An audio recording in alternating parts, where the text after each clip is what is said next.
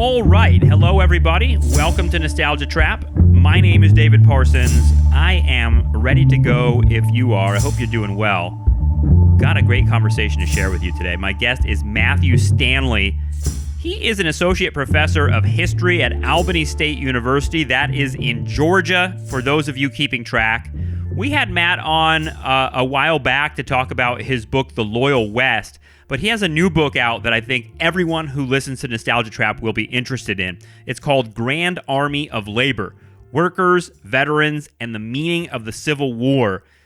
Matt, as we get into in this conversation, is someone who thinks a lot about memory and historical memory, how the memory of particularly the Civil War was absorbed into the left in particular, and the labor movement of the late 19th century. But this conversation goes all the way up to the 21st century. We're talking about Abraham Lincoln all the way to Bernie Sanders in terms of how we think about the Civil War and what its memory means to us and how it's been used by different groups and what actually happened versus what the story is. It reminds me of like Tim O'Brien, like what is the happening truth versus the story truth, and how those things mix together. So this was a really, really fun conversation. I hope you enjoy it. Speaking of historical memory and war, that's what I'm getting into on NOM TV. This is a series of video lectures that I'm popping up onto the Patreon for subscribers only over the next few months. Excuse me. So if you're interested in that, and if you like our show in general, we could really use your support. You can do that at patreon.com/nostalgiatrap. If you get value out of our show, if you learn something from it or enjoy it, it would really mean a lot to us for you to subscribe. So again, you can do that at patreon.com/nostalgiatrap. We've got lots of cool bonus episodes, including our latest conversation with Justin Rogers Cooper about the HBO documentary Q, Into the Storm, which for me, and I know for hearing a lot of feedback from subscribers that listened to this episode, this was one of the craziest episodes that we've had in a long time in terms of American politics and where we think things are going. So again, if you want to check that out and check out all of our other bonus stuff, it's only a couple bucks a month for you, but it means everything to us. So if you can do that, patreon.com/nostalgiatrap. We appreciate it. Enjoy this conversation. Here is me talking with Matthew Stanley. Okay, Matthew Stanley, it's wonderful to see you again. Wonderful to have you on the program again.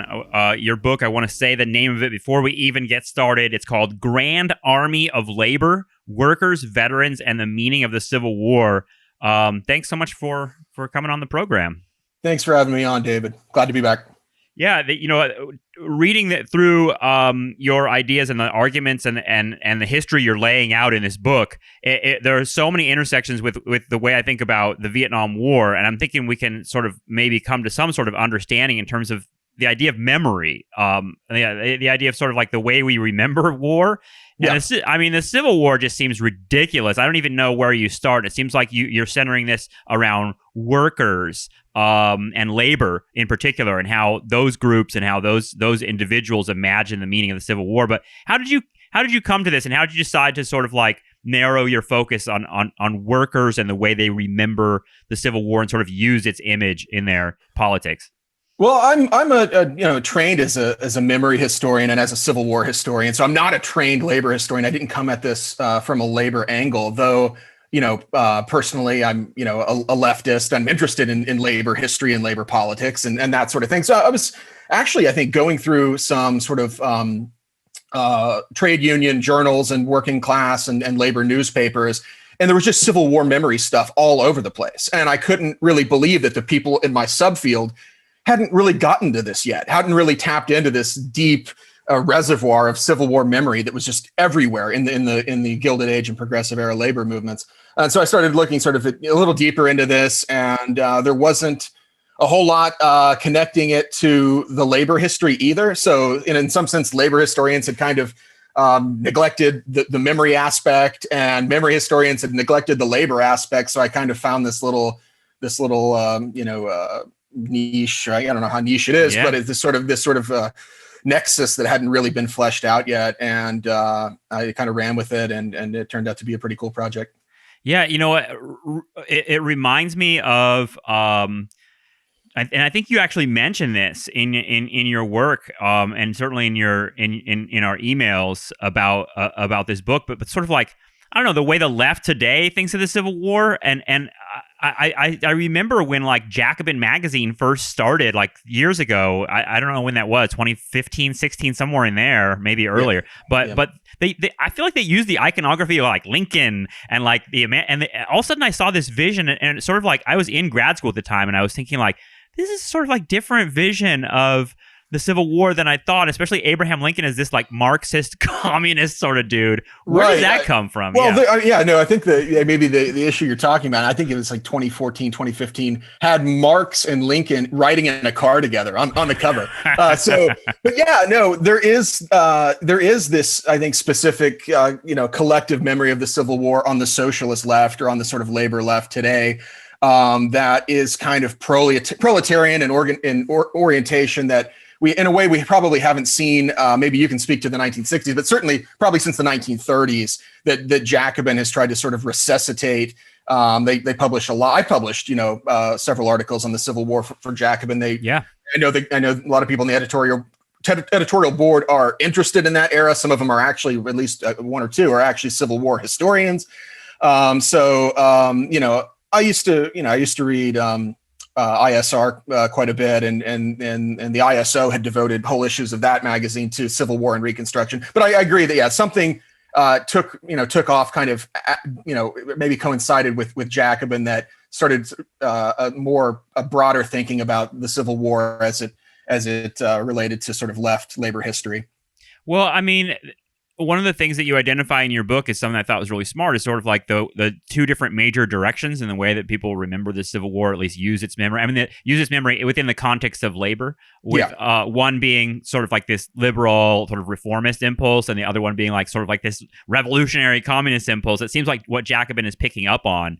I as someone who's not a Civil War historian, I wonder, like, is that all hindsight? Is that all, it's sort of like constructed after the Civil War, these images sort of like almost like sort of like put the meaning of the war on after the fact?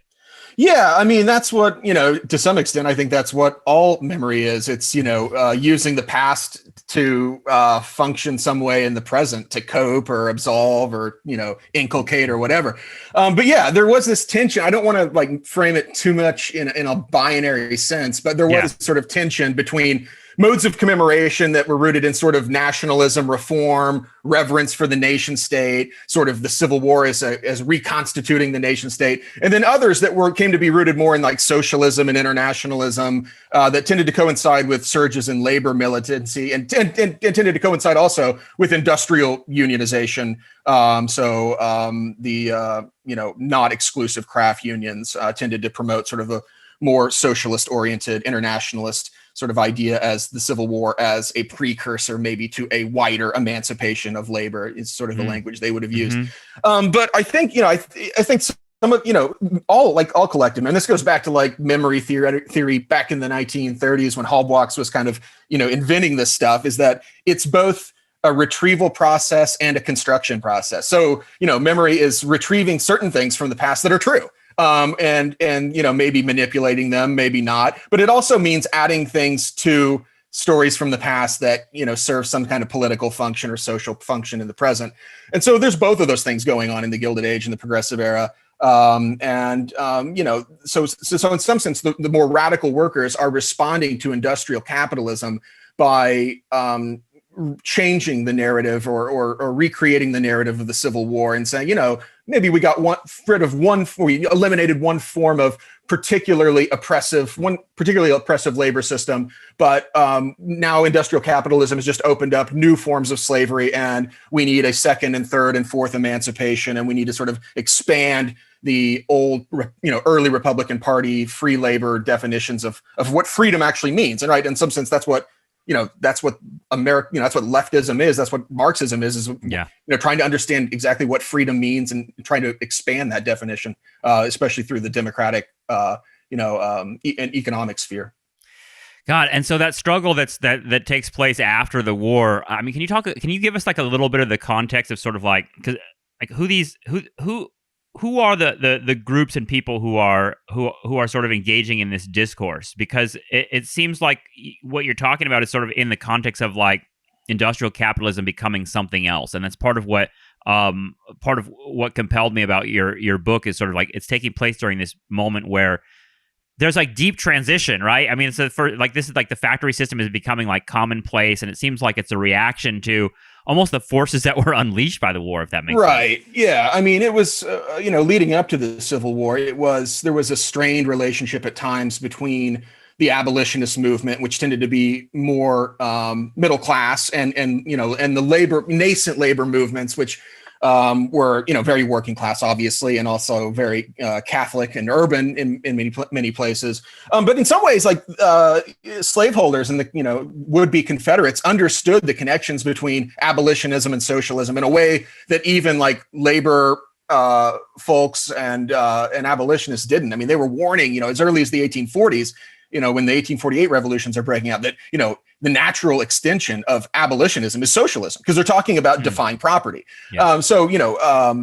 Reactionaries are saying that as early as the 1840s. So, you have obviously the Civil War is in many ways an industrialized war, but the United States has not begun to reach its industrial heights and its industrial potential until, the 1880s, 1890s, the decades after the Civil War. So you have these different, and what my book looks at, it says workers, but I'm not talking mostly about tenant farmers or domestic workers. I'm talking mostly about people who organized as workers and saw themselves in like working class terms. So labor organizations, third party movements, farmer labor parties.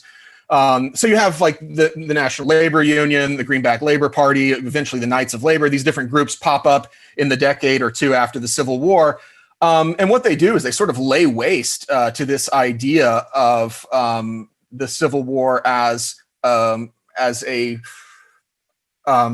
something that had culminated in some kind of emancipation of labor. Because I guess if you're looking at it from a free labor perspective, we're talking about the old Republican Party free labor, that there is no class conflict. It's basically small scale utopian capitalism where everyone will be upwardly mobile. All you have to do is work hard, this sort of thing.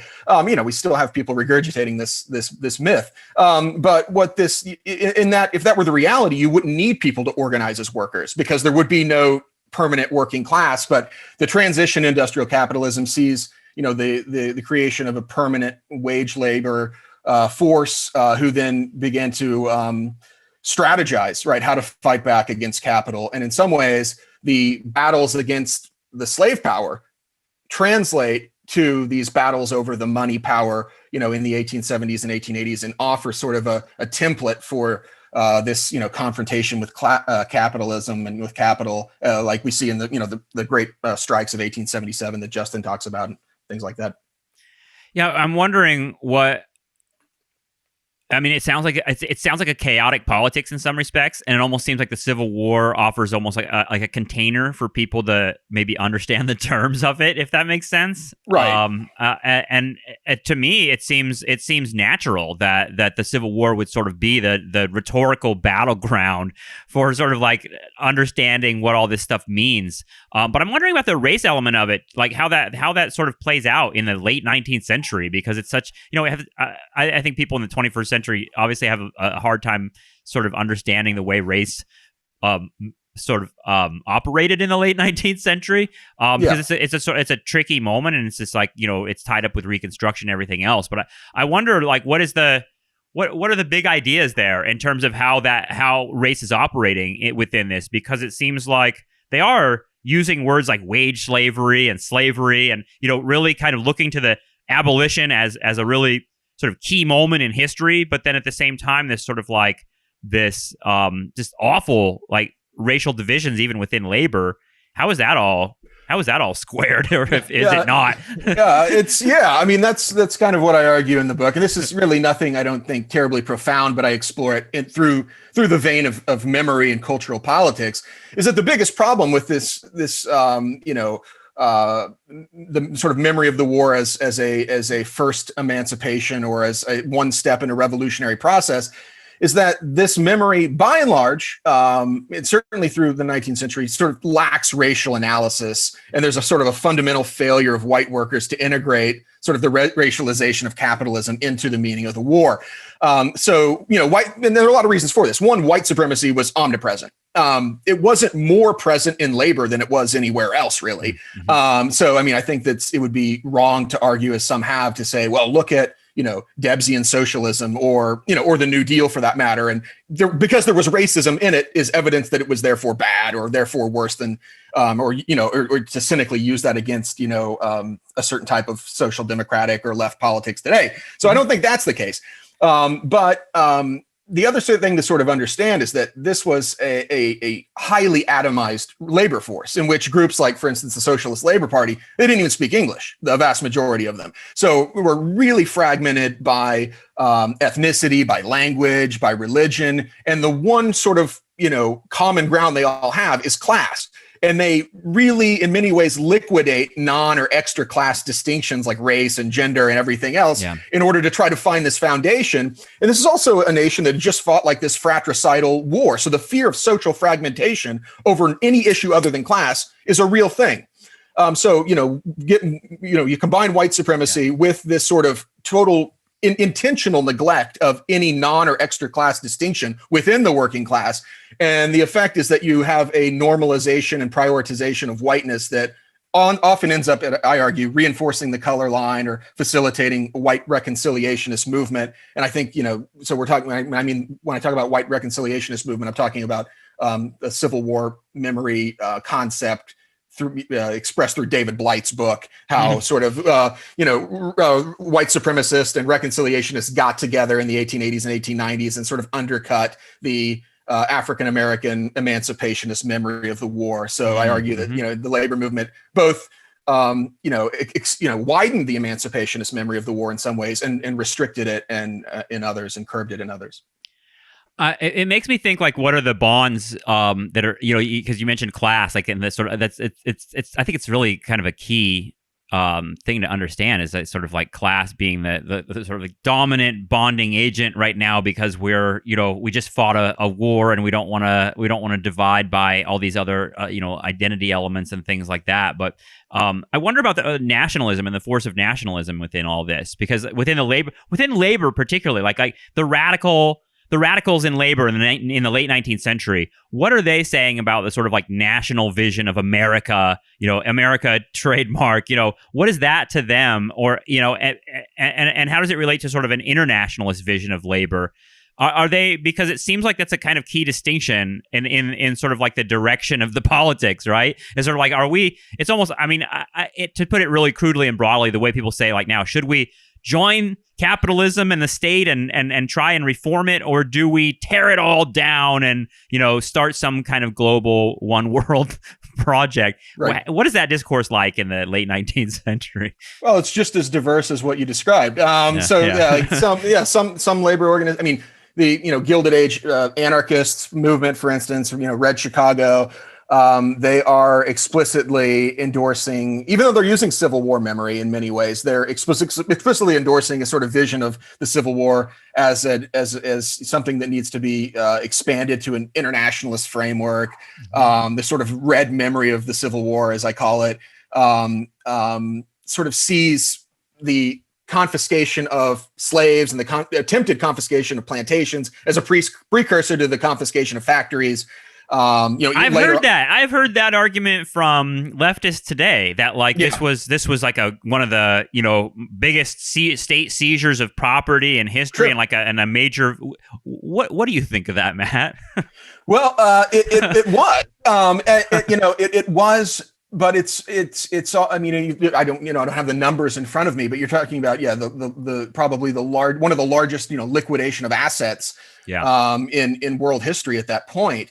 But at the same time, the Republican Party were not, despite the memory that's overlaid on top of them later, we're not like proto-Bolsheviks. Even the most radical, figures in Republican Party politics, like Thaddeus Stevens, we're talking about property confiscation only in extreme cases like enslavement, right? Or property redistribution or land redistribution, only in extreme cases where people had been like enslaved. So that's true in one sense, but you ask about the nationalist element of it as well. And so even not just exclusive craft unions like the American Federation of Labor, but the Knights of Labor, even Debsian socialists are using kind of a left nationalism that isn't always so coherent, but it's kind of drawing on certain aspects of Abraham Lincoln, drawing on certain aspects of Frederick Douglass or Nat Turner or whoever, to promote whatever, to sort of work in the service of whatever labor campaign they're engaged in at that moment, whatever party campaign they're engaged in at that moment. And I think probably as far as, nationalism and even white nationalism goes, the American Federation of Labor is kind of the example I use of a sort of organization that had, some ways been influenced, in many ways actually been influenced by sort of left socialist Marxist inclinations early on, but the rise of which comes to sort of parallel the rise of white reconciliation and ends up, facilitating craft exclusivity, Jim Crow unionism, a certain labor hierarchy, and even imperialism, which during World War I feeds into full-on pro-World War I, anti-Bolshevik, anti-socialist, Red Scare, reactionary stuff that then ends up undermining the labor movement through the next decade. So they end up using the memory of the Civil War too. Samuel Gompers is a big Civil War buff. He's a member of various, memory and commemorative organizations and on boards and things like that. But he uses it in the service of basically a reaction against the left flank of labor. I'm glad you brought that up because it's something that was going on from the history that I look at in the 60s and 70s in the Vietnam War and like the Hard Hat Riot, and the broad support for the war from the major industrial labor unions like the AFL-CIO, United Auto Workers. They were on board entirely with a nationalist, anti-communist project. They were 100% connected to the Democratic Party, and like in a very, really, literal sense, they're imperialist anti-communists. Right. That's a connection I made while writing that chapter too. That this looks a lot like the Hard Hat riots and things during Vietnam, and even the memory aspect of Debs. I see sort of Debs employed on social media and things like that from people who I know are just sort of like mainstream Democrats and maybe slightly left of center liberals. Debs was a revolutionary and was not a member of a mainstream political party through most of his life. So the sanitization of Debs' memory kind of reminded me of, making the 60s analogy and kind of how Martin Luther King's memory has been sanitized by subsequent generations. And, I think there's probably a parallel there too. So I think there, you fashion. Yeah, that's what is so great about your book is that it hits on this idea that's sort of a through line in maybe American history, especially, but other national histories, I'm sure, which is this like sort of social and cultural process that's political too. That Eugene Debs thing and Martin Luther King. Martin Luther King Jr. I think people often tend to point out that they've sort of liberals have drained the economic radicalism away from Martin Luther King Jr., but also they've drained away his internationalism, which was very different than the sort of like red, white, and blue Martin Luther King Jr. we tend to get. Yeah. Can you talk a little bit about Debs? Because I feel like Debs is who is Eugene Debs in terms of like the real guy versus this image? Because it seems like the image we get of Debs is, he's a socialist who won a lot of votes in one of the elections, and then and then he opposed World War I and died in prison or something like that. Pretty close to it. No, he was. He was from Indiana, so he was from Terre Haute, and so he had this sort of, and I opened the book talking about the connections that people made between he and Abraham Lincoln, both being some sort of the middle Western prairies, and how this is the new Abraham Lincoln of the turn of the century. We need this second great emancipator, not to deliver us from chattel slavery, but from wage slavery this time. And Debs doesn't begin as a revolutionary; he begins kind of as a labor element of the Democratic Party. He's head of the railway union with the Pullman strikes in Chicago. Ends up in jail, and in jail is kind of where he becomes radicalized. He starts reading Marx and Kautsky and other things, and kind of leaves jail the first time as a revolutionary. Joins the Social Democratic Party, and then was one of the founding members of the Socialist Party of America. Runs for president several times. We probably know him best from the 1912 run, where he nets almost 1 million votes. This is a revolutionary Marxist who, in many ways, has been kind of watered down to sort of this homespun,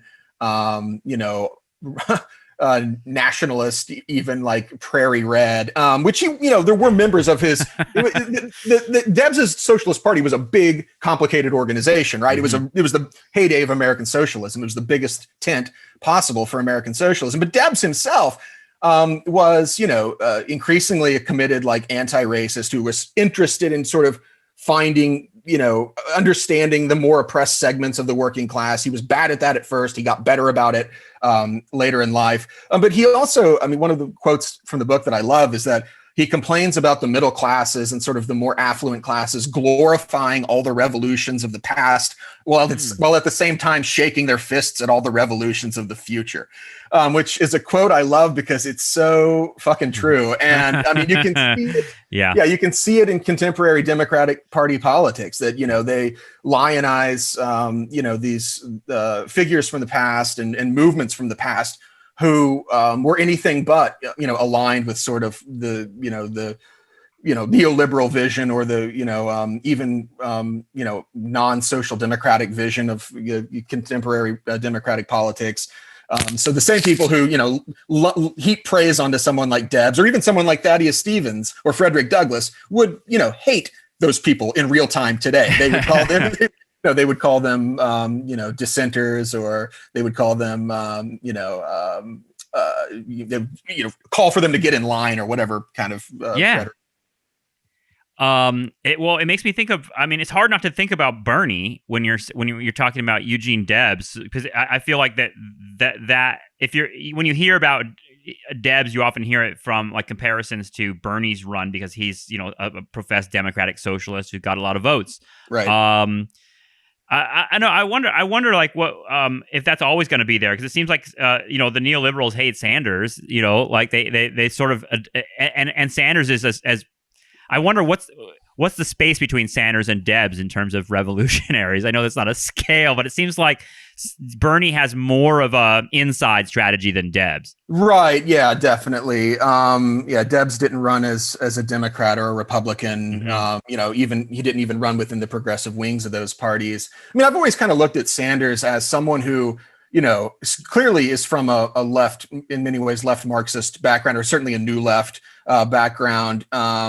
And if you sat down at a bar and talked to him about those sort of things, I think he would get it. But he's playing a complicated game because he's probably an actual Marxist running as a social democrat in a party full of, hyper capitalists. Yeah, which is a very corporate party. It's right. Weird. It's a tough thing to do. It's an almost impossible thing to do. That's not to say that we can compare the politics of today's, party system with that of 100 years ago. I don't know. It's a complicated question. One I'd probably have to think more about. Yeah. I'm sorry for asking it. Let me let me refine it, actually. I'm kind of thinking about like, the wider context of like labor militancy and things like that, because if anything, like it's not really fair to compare Bernie Sanders and Eugene Debs because they're totally different historical moments and contexts, etc. But I'm wondering sort of what is that context that changed, because it seems like if anything, like things have moved so far right in this country that someone like Bernie, who's basically professing like, I don't know, New Deal type reforms, basically, is like some psychotic leftist communist to people. That's to me what's important about that. Yeah, no. The whole, sort of the phrase that's kind of worn out now is the whole Overton window has shifted, or the, the right. barometer has shifted so far to the right that, there used to be a sort of take it for grantedness about American unions, even, whether, no matter how reactionary on social issues the bureaucracy was, and it often was, as you talked about with the Vietnam War. But there used to be sort of a take it for grantedness among both parties. And now, it's hard to even insert sometimes labor and union ideas or messages into sort of mainstream progressive movements. And progressive is a word also that has become so bastardized and abused that I tried to leave it when someone told me that Hillary Clinton, the Clinton Kane ticket was a progressive ticket, or that Kamala Harris was a progressive prosecutor. I knew the word was dead then. So I think the people I grew up thinking of as progressives, who were sort of like social activists and media types, maybe people like Amy Goodman or Naomi Klein, I think they have just either become socialists or I don't know. I don't like the word. No, I digress. It's hard to read what's going on with labor, because on the one hand, it's like, and it's hard to draw conclusions from like one Amazon vote, Right.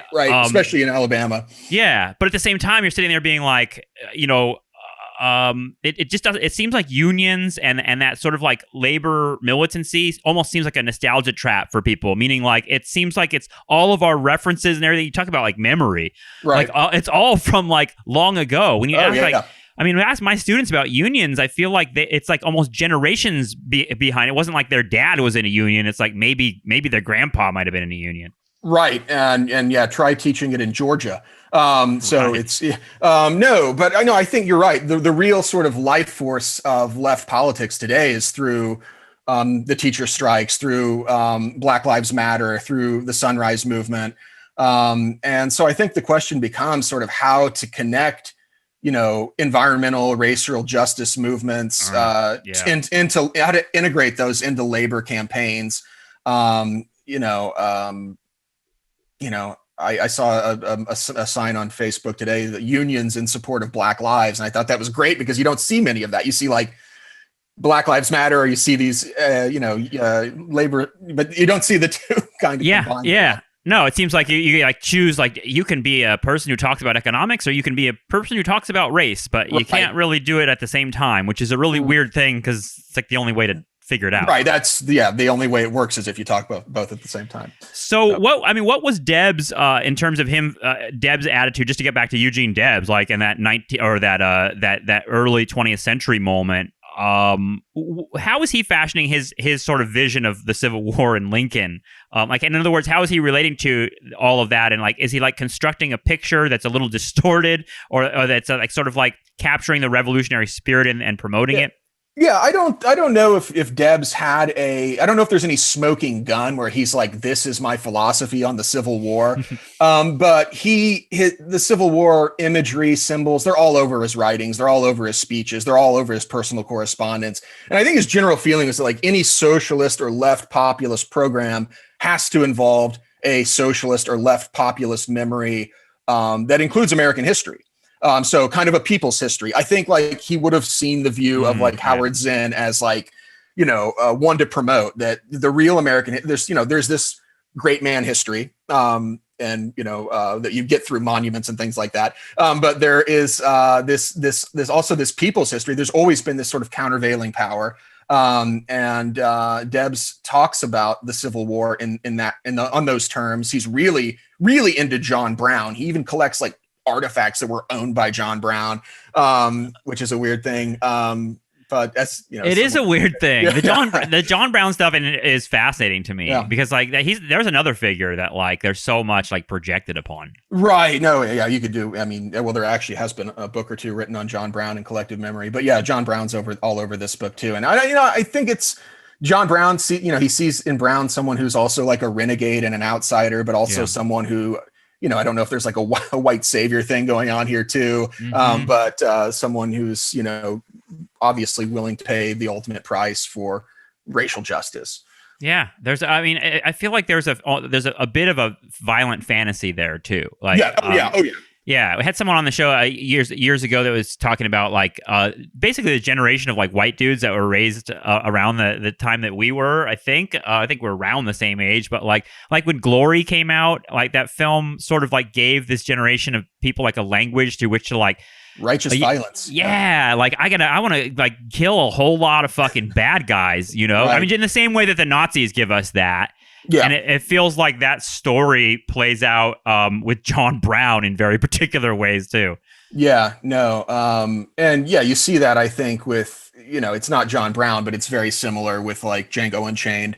Yeah. With Christoph Waltz's character. I haven't seen The Good Lord Bird yet, the new Ethan Hawke series on Showtime. Gotta see that, yeah. But they're probably playing with some similar things there. So yeah, so Civil War, and we're kind of moved on to Civil War memory and pop culture, and I think that righteous violence thing is still, still around, and that there's been kind of a dark turn in Civil War movies and TV.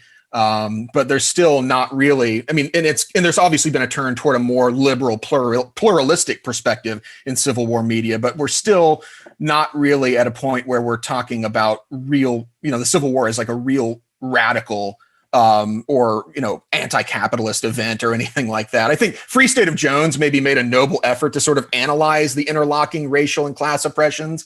But I have a few problems with that movie too. But yeah, no, that's a really good connection to make with Brown, and I think you're spot on. The violence thing is so weird, dude. Yeah. It feels like a conversation that's happening all the time. I mean, we talked about it in one of my classes about, 'cause I think we were doing I think the class was called Fight the Power, and we were doing movies about politics, and so movies about social movements and things like that, and we talked about movies about slavery and how much the violence is basically it's almost like the more violent, the more radical, and it seems like the John Brown thing is buying into that a little bit, which is the most violent person is the most radical person. Right. Yeah, I think you're right. Obviously there are nonviolent strategies that are incredibly radical and incredibly powerful and impactful. But yeah, it's even more than the Civil War genre. I feel like the World War II film genre has gotten just hyper violent between what was that fucking movie? Fury with Brad Pitt in the theater a few years ago. Oh yeah, we talked about that film with Justin on our Brad Pitt episode. Actually, I haven't listened to that one yet. Fucking crazy movie, right? Yeah, and Unbroken, with the Angelina Jolie directed one, with the guy just kind of suffers, and Hacksaw Ridge, the Mel Gibson one, and then of course the Marvel films that connect Captain America to all of this. It's almost like there's this, on the one sense, a darker turn in the good war narrative, but also American soldiers have kind of become superheroes in a sense, and that's a lot different than the kind of standard good war narrative I grew up with World War II, watching World War II movies in the 80s and 90s, kind of culminating in Saving Private Ryan, which has all kinds of problems, but is, these are basically, they're not superhero men. They're basically teachers and kind of stock characters of good guys down the street who are just, happen to be drawn into this global conflict in which, is very redemptive and everything at the end. What did you think of Fury? 'Cause I feel like Fury is doing a similar thing, right? Fury was I feel like that movie is almost like doing that thing where it's well, the meaning of the war is lost, and we have the meaning is actually in the relationship between these men, this certain sort of homosociality is what the movie's about. Yeah, it kind of, I think it takes sort of that Band of Brothers theme about the common bonds between soldiers, but it has these sort of stock characters. You've got the rural, quote, redneck guy, the Hispanic guy. You've got the leader of the group and Brad Pitt. And then, I haven't seen it since it was in the theater. So the weak guy. That's what we talked about. Yeah. Because it's in the same characters in Saving Private Ryan. Yeah, it's Jeremy, whatever his name is, character. And who ends up, it's sort of a weird scene at the end where he ends up shooting the German that killed Tom Hanks. Yep. And it's kind of, then he's a man, right? Then he's redeemed. It's sick, actually. I just remember thinking that it had borrowed a lot of those sort of stock characters and themes from earlier World War II movies. What does that process look like for the Civil War? Because it seems like we have now, a longer period of time through which the Civil War is sort of gestated throughout pop pop culture. I mean, it is crazy to me that like Ethan Hawke is in a, major release John Brown movie right now, or TV series or whatever it is. It's like, we're still obsessed with it. I mean, obviously we're still talking about Confederate flags, Civil War monuments. It's like, it's kind of incredible how much we haven't gotten over it. And it feels like it's in part because we keep producing distorted visions of it. Yeah. I mean, well, we haven't gotten over what started chattel bondage. That legacy is settled, but the legacies of white supremacy, the legacy of imperial vision that gave rise to the war, the tension between capitalism and democracy, questions concerning the meaning of freedom, what does it mean to be free, those are not resolved. We can't get over the war because we can't get over the base issues that caused the war. So we're talking, I think anytime there's a struggle for basic rights, not just not being enchained, but whether it's jobs or wages or housing or food or land or healthcare or whatever, that, it's going to bring in, it's going to like summon the legacy of the war. It's going to bring people into conflict with, what it means, the meaning of the war, what it means to be, free. And it's going to create, sometimes the potential for, confrontation. So I don't know.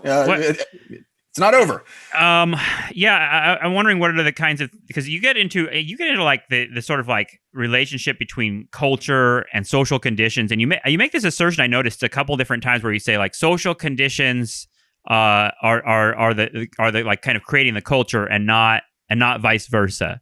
Why is that a sticking point for you? Because it seems like something you really wanted to get through. I think I noticed you making that point like 3 or 4 times, and I was I didn't know. I'm sorry I was that heavy-handed about it. I don't think it was heavy-handed. I just noticed it, and I think it's a smart turn because you're sort of clarifying what you're saying. Well, I think one of the reasons that a lot of sort of labor and left historians have ignored, and this is less true than it used to be, have ignored cultural questions, particularly questions of like collective memories. I think they see them so far downstream from, material and social conditions that maybe they're not significant. But obviously, they're very significant to the workers who are talking about them all the time, because if they weren't significant, they wouldn't be talking about them all the time. But what I'm also, I think, trying to push back against is this sort of, I guess, you might call it liberal anti-racism. I would also maybe call it non-materialist anti-racism. So I'm interested in the interaction between ideology and, economic structures or whatever. But I think in trying to emphasize that, I'm just trying to sort of underscore that this, I think, trendy sort of anti-racism that's so easy to invest in, that emphasizes representation and sometimes voting, but doesn't emphasize the mass redistribution of wealth downward, is not really, it's in many ways it's cosmetic. It's certainly not addressing the root of the issue. I mean, diversifying existing hierarchies is not the same thing as uprooting them. I mean, so there are a number of, phrases for we talk about like rainbow capitalism or minority optics, or I love the term intersectional imperialism, I think is another one, but it's about corporate blackwashing. But I think I'm just kind of pushing back against this idea that individual atonement or corporate trainings or whatever can be a substitute for mass struggle or class struggle. You're talking about wokeness. I think that's the word you're avoiding saying, Matt, is wokeness. Yeah, I mean, I love the way you put it. I think it's like anti-racism without a critique of capitalism. Anti-racism without a materialist critique is sort of like, where's that going? Yeah. It's not going far. I mean, I'm not saying it's worthless, but it's certainly not the same as a real material analysis of race or racial inequality, or it drives us crazy too, because when you see people say like, my little girl can look at Kamala Harris and grab inspiration from that, I'm kind of like, that's a good thing, I understand that. And then on the other hand, I'm like, but Kamala Harris, really? Like, this is like a person who's so deeply connected to the most oppressive institutional apparatus of our moment, and that's really disturbing.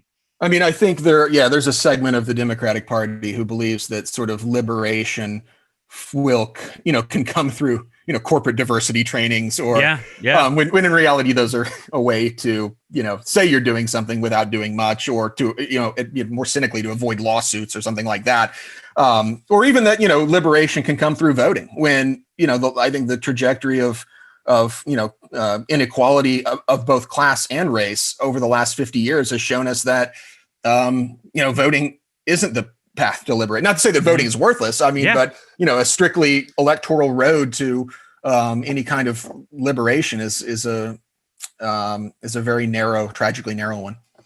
Well, I mean, it brings us back to unions and sort of like what they're doing and like what role they play within this like even if Amazon were to get a union, I'm thinking like, okay, well, it's still like, Amazon still exists and their workers are, get a slightly better deal. We still have this. Amazon still exists, dude. Like, they're the problem. Right.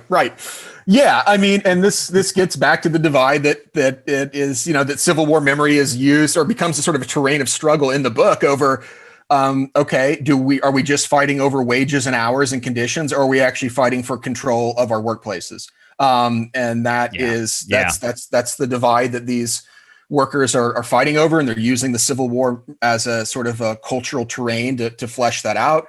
Is the Civil War I didn't notice. I mean, I didn't pay too detailed attention to it, but do you know, was a Civil War present in the Bessemer thing with Amazon? Were they using language like that? I don't know. I didn't catch it. Yeah. But I mean, I did see people bringing up race a lot, actually. Yeah. I mean, and a lot of those legacies go back to the Civil War. I know. I tend to think, and you maybe have an opinion on this. You probably do. That's far more informed than mine. That maybe the legacy of the 1960s is even more important to today's left than the Civil War is. And just thinking about King and especially the recent resurgence in Fred Hampton and Chicago 7, Black. Yeah, that's right. Black Panther. So I mean, it's. I don't know if the Civil War, in some ways, we still haven't let it go. We're still fighting over Confederate monuments, but as far as specific to the left, I don't know. The 1960s might be more resonant. I'm not really sure. I wonder what you think about that. I mean, what I'm thinking about is Bernie, right? Because it's almost like the left kids, the young left. They're like it's funny that they were with Bernie because Bernie's like 78, 79 years old, and it feels like a lot of the young left kids today. I say kids, but they're like in their 30s, but and 20s maybe. But either way, I feel like they're sort of picking up on Bernie as like. Otherwise, they hate boomers. Like the boomers ruined everything. The boomers, I feel like this is the memory of the left. The left is like the way we're remembering the 60s. It's like the boomers dropped the ball. They were like radical for a second, and then they sold out and became neoliberals. And we're doomed because of them. And Deadhead Bernie sticker on a Cadillac. That's right, Deadhead sticker on a Cadillac. But Bernie represents like the real 60s. Bernie represents the like Fred Hampton 60s or something like that. It seems like that's the memory the left wants to put on Bernie and put on the 60s, is that there was something real going on, but the boomers took it in the wrong direction. Yeah. I think that's absolutely right. I mean, I've got all kinds of problems with those sort of generational analyses and generational politics, but it's and Bernie is, I guess, strictly speaking, he's not a boomer. He was he's in the silent generation, I guess, the sort of micro generation in between the greatest generation and. I don't know if it's a micro generation or not, but it's the generation that everyone forgets about in between the boomers and the greatest generation. But yeah, I feel like that's true, even though the reality is that I'm pretty sure that by the late 1960s, Sanders was kind of out of, mainstream civil rights organizing. I think he was doing some local. I think he'd moved to Vermont by then. I'd have to go back and read his books, but I mean, he was very active early with CORE when he was at University of Chicago, of course, was arrested and whatnot. But he kept the eye on the working class, and it seems like that's what the narrative is, and is that the Democratic Party and the boomers and the counterculture took things towards like identity politics and culture. Like it all became about culture, and we dropped this sort of like materialist. Right. critique of capitalism, and specifically, I mean, even the sort of like, reforms around labor that used to be the heart of the Democratic Party. That seems like, I guess, why Bernie would be what he carried forward. So in some ways, Sanders would represent the best of the old and the new left. Yeah, I guess so. Yeah. I mean, and tragically, like the only one, it seems like. It's kind of weird. Well, yeah, that's the thing about when you think about the sort of the relativity of radicalism. It's we could have 50 Bernie Sanders in the Senate, and we would basically be like France or Germany, right? Yeah. So that's a really fucked up thing to say, but I understand it 100%. Yeah. In terms of memory and the Civil War in that late 19th century and early 20th century moment, that's when the movies aren't really pop culture yet. So how is this being carried forward? It seems like you talk a lot about like songs and monuments and that kind of culture. Like that's where the Civil War is during that period, right? Yeah, I do a lot of like song lyric analysis. Of course, back then, right.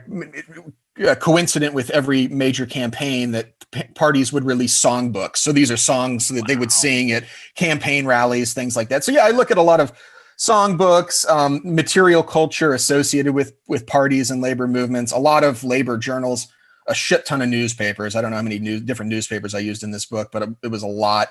So if you're one of those, historians who are really picky about just sort of cherry picking newspaper sources. Sorry, I apologize. Guilty. So it's a lot of speeches, a lot of stump speeches, a lot of, published labor tracts and, pamphlets, things like that. Is the iconography of slavery around a lot? Because I remember seeing a piece of material culture that, again, I don't know a whole lot about this, but I remember seeing this material culture of like contraband envelopes. I don't know if you've seen those. Yes, I own a few of those. Yeah. The patriotic envelopes of the Civil War era were a big thing, and so people started sending mail in these envelopes that would feature, generals or battles. I think there was one that said, contraband, come and get it. And it had like the Union soldiers lined up in black and white and sort of this interracial army daring the Confederates to like come and get their property, which is a pretty great envelope. But yeah, there were, and I had a lot of stuff, particularly political cartoons associated with the Populist Party in the 1890s. It was huge, third party movement. And a lot of them, unfortunately, couldn't make it into the book because they weren't high resolution enough for the press. So I had some really great ones. And there's a guy, Robert Worth Miller, who published a whole book of populist cartoons, and there are a lot of Civil War themed ones. But this is, the 1892 populist campaign, the Omaha Convention, was known as the Blue-Gray Reunion because it featured a Union veteran at the head of the ticket and a Confederate veteran for vice president.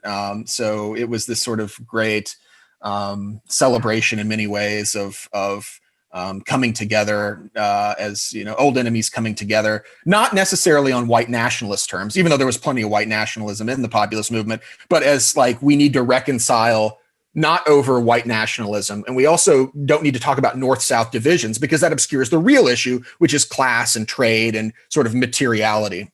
Wow. And it seems like veterans play a particular role. I mean, throughout this whole history we're talking about all the way up to today. But can you talk just a brief moment about like the role that veterans are playing? Because it seems like by the time you get up to like I'm thinking about like the Bonus Army March in 1932, and there's like this recognition that like veterans are like this sort of category of people that feel owed in some way. Is that feeling present in the 19th century among the working class? Is it you're describing like people that are sort of using the language of like I'm owed something from my sacrifice? Oh, absolutely. And they use that sort of collectivist struggle. I mean, they use that being in the army is such a I guess an example of collective struggle in a way that they try to like transplant that to the workplace. But yeah, 42% of the Union Army describe themselves as mechanics or like industrial laborers. So almost half are basically will become part of the industrial wage earning class. That's not even including small farmers who are paid wages. So this becomes a major voting bloc through the Grand Army of the Republic, and other veterans organizations. But there are so many veterans in the post-war labor movements that they actually have, particularly in the Knights of Labor, their own veterans auxiliary groups within the labor movements who sometimes can't really get along with the mainstream veterans groups, because the mainstream veteran groups tend to skew like middle class and native born and English speaking. And they're like, why are these Germans or these, Czech guys or whatever, forming these alternate veterans organizations that are centered around like, antagonism. And so, the 1877 strikes, I think, are a big watershed here, because you have, soldiers coming into striking places where workers are on strike in West Virginia or St. Louis or wherever, and putting down, shooting at workers who are also Civil War veterans. You have Union veterans killing Union veterans over, issues of capital, and that's the end of Reconstruction right there. In many ways. Yeah. God, what a way of putting that. The end of Reconstruction is Union veterans shooting at other Union veterans over capital. Right. Because that's fashioning the end of Reconstruction is really the triumph of capital, right? Yeah, I don't mean to say that it's like a definitive point, because it's an elegant point. I like it. Yeah. Oh, well, yeah, I think the way I phrase it in the book is that the army of emancipation becomes the army of capital, and the army of, racial extermination in the West at the same time. So. I'm thinking about Justin listening to this and liking that point a lot. One last thing before we go, Matt, you sent this to me, and I wanted to make sure and mention it because it's so cool, and I think that people who listen to this program will really enjoy it. You have a book coming out that you've edited along with another Matthew Holbert, called Martial Culture Silver Screen: War Movies and the Construction of American Identity. That sounds so good, dude. What I'm kind of wondering, because it didn't say in the little synopsis I got, but what movies are you looking at? I know you can't catalog all of them, but what is this book about? It's actually already out. It came out last fall, and I meant to send you a copy, because I know you, like me, you could sit around and talk about movies all day. But Totally. It's an edited volume that kind of explores the relationship between collective memory, national identity, through filmic sort of representations of American wars. So it starts with representations of the American Revolution and goes all the way to the War on Terror. And we have a collection of essayists who are, pretty interdisciplinary. It's not just historians. But we kind of start with the idea that, I think I open it up by talking about how just powerful movies have been as identity forging apparatuses, and how sort of convenient it is for America that this, what Adorno called a culture industry exists in the United States. The example I use at the beginning is, for instance, is like the role of the Soviet Union in World War II has changed, and the perceptions of that have changed dramatically in the Western world from 1945 to today. So in polling information right after the war, most Western Europeans, the vast majority, believed that the Soviet Union, I think rightly, had contributed the most to Allied victory. By 2015, with 70th anniversary of VE Day, the number was down to like 10 or 15%. It's more than just Cold War geopolitics at play. And I don't think you can also separate movies from Cold War geopolitics. Because kind of HUAC made explicit Hollywood's role as an ideological mechanism with the potential to condition behavior. So, this looks at, hundreds of movies, and sort of situates them in how Americans think of themselves as like an imperial power, as a violent or not people, but it basically argues that movies have had a profound effect in the way that not only Americans view the American past, but how the international community has viewed the American past. How these national That sounds great. I mean, it reminds me, there was like a viral tweet on social media, like it's something like last week. It was like someone was pointing out how the Chinese government makes people watch movies and how terrible it is that the Chinese government use movies as propaganda. And people were sort of goofing on that idea. What do you think we do? Yeah. Yeah, I mean, it's almost like you mentioned Tarantino, like in Inglourious Bastards, like I haven't seen that movie in a while, but I remember that like the part of the plot was that Germany was making this propaganda film of this like sniper, this hero sniper, right. And it made me think of like American Sniper. And we literally made that movie. Yeah, made by an American legend who also like did all kinds of violence against non-white people in his movies and things like that.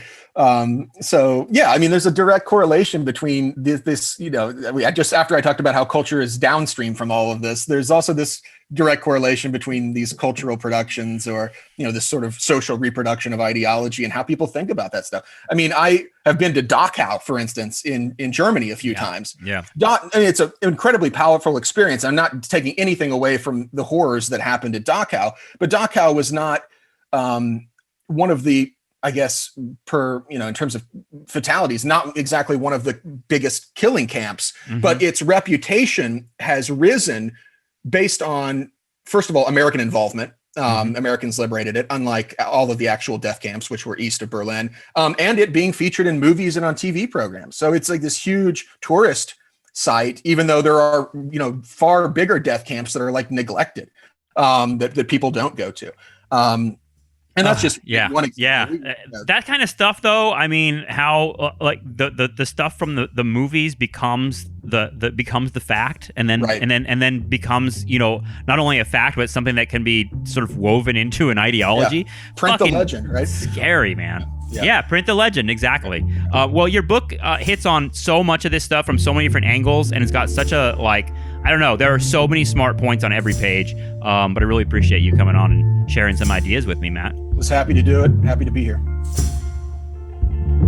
Well, all right. That is going to do it for today. I want to thank my guest, Matthew Stanley. Go check out his book, Grand Army of Labor: Workers, Veterans, and the Meaning of the Civil War. I cannot tell you how many deep, deep thoughts I had while reading this book, and I think if you are a listener and enjoyer of Nostalgia Trap, you will very much enjoy it. So thank you, Matt, for coming on and talking about the book with me. Thanks so much for the people who are supporting the show. The dry summer months of being a contingent academic are getting shittier and shittier. So my Nostalgia Trap patrons are keeping me going. If you're able to subscribe at all, I'd really appreciate it. That's at patreon.com/nostalgiatrap. And I'm not just begging for your charity. I am exchanging goods with you. We have lots of bonus material there, including my documentary series, Nom TV, which is going to be happening throughout the summer. Thanks so much for our supporters. Patreon.com/nostalgiatrap is where you do that. And we'll talk to you again very soon. All right. Take care. Bye-bye.